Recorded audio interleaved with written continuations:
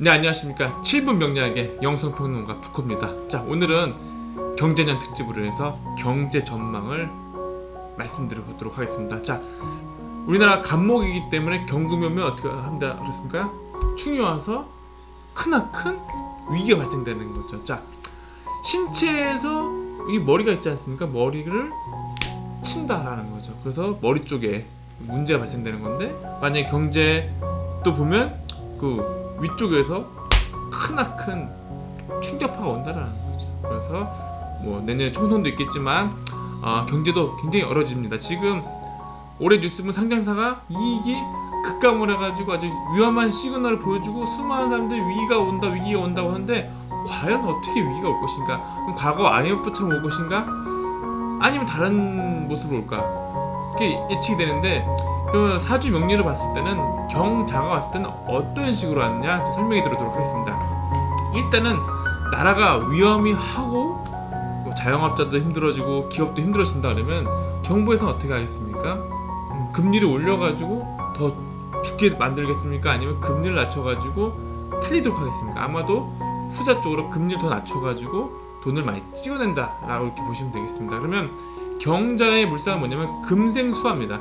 이 수는 지혜를 뜻하기도 하지만 돈을 뜻합니다. 그러니까 경금에서 수로 만든다는 건 뭐냐면 그 가지고 있던 돈을 많이 찍어낸다라는 거죠. 그래서 이 자수의 지장간은 뭐가 들어있냐면 임수하고 개수가 들어있습니다. 그러니까 이 안에는 맑은 물도 들어있지만 큰 물도 들어있다는 얘기죠. 그러니까 이게 어떻게 된 거냐면 앞에 경금이 왔다 그러면 이게 개수보다는 임수 쪽으로 해서 많이 자수지만 임수처럼 많이 불어난다는 거죠. 이 물상처럼. 그래서 콸콸콸콸 나오게 합니다. 그래서 돈을 많이 늘려가지고 예를 들어서 욕조가 있다면 수위가 점점 상승하는 거죠. 상승하다 보면 이제 뭐냐면 인플레이션이 발생되는데, 우리가 이제 옛날에 경험해왔던 인플레이션이죠. 뭐 어떤 거냐면 하이퍼 인플레이션을 갈 수 있다는 얘기죠. 돈을 많이 찍어내면 찍어낼수록 돈의 가치가 없어지게 됩니다. 그래서 가장 첫 번째 이제 뭐가 나타나냐면 집값이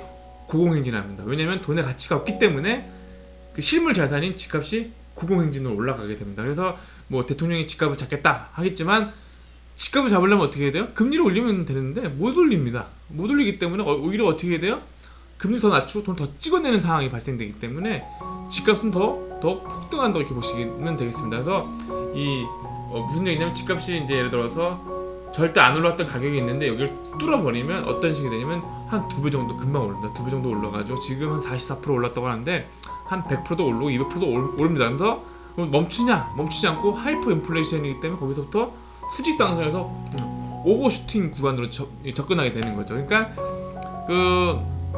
그 집값이라는 게 전국적으로 이제 퍼지면서 집값이 올라가는데, 이게 좋아져서 오르는 게 아니라 돈의 가치가 없어서 올라졌다 보시면 되겠습니다. 예를 쉽게 얘기 들어서 기업이 1억의 빚이 있다. 그래서 1억 때문에 힘들어한다 그러면 돈을 많이 찍어내서 1억의 가치를 뚝 떨어뜨려 가지고 금방 빚을 갚게끔 만들어주는 거죠. 그래서 그 나라에서 어떻게 하냐면 몰핀을 놓는 겁니다. 그래서 옛날에 미국에서 어떻게 했냐면 머냉 기장이 미국 기업들이 너무 힘들고 어려우니까 돈을 막 찍어내서 막 꺼줬죠. 막 대출해줬습니다. 정부에서 돈을 막 줬습니다. 그러다 보니까 그 위기가 그걸로 해결됐습니다. 미국이라는 나라가 이제 그렇게 회복이 된 겁니다. 자체가 돈을 막 달러를 찍어내가지고 계속 찍어내서 달러 가치는 떨어지고, 그래서 이렇게 하는 거죠. 그러니까 우리나라도 기존에 있던 돈을 가지고 바탕으로 인해서 정부라든가 하여튼 집권하는 사람들도 마찬가지지만 이 어려움을 어떻게 해결하려고 하냐면 정부가 돈을 많이 풀어서 빚을 다운시켜서 숨통을 돌린다 하는 거죠. 그러니까 기업들은 아마도 이 하이퍼 인플레이션 하면 빚을 갚는데 아주 수월하게 될 것이고, 다만 담보가 없는 자영업이라든가 담보가 없는 분들은 대출받기 힘들죠.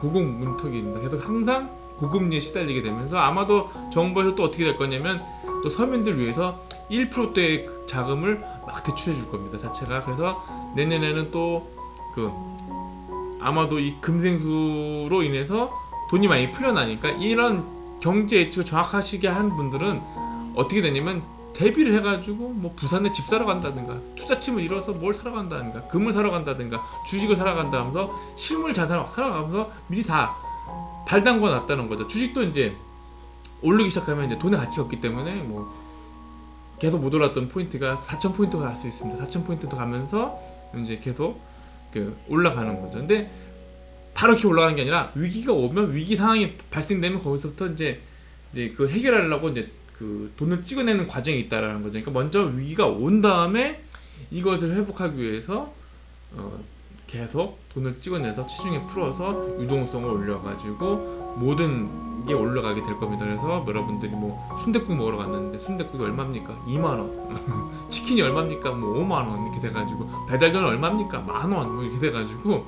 돈의 가치가 점점 떨어져가지고 이제 나중에 뭐가 나냐 10만 원권이 나온다. 10만 원권이 나와가지고 이제 5만 원권은 이제 10만 원권이 옛날에 만 원이 된 거고 5만 원권이 옛날에 5천원이 돼 버리는 거야. 그래서 은행에 돈을 많이 가지고 있는 분들은 돈의 가치가 없어져가지고 이제 참 재미없는 거죠. 그러니까 실물 자산을 사야 되는 노력을 해야 된다는 거죠.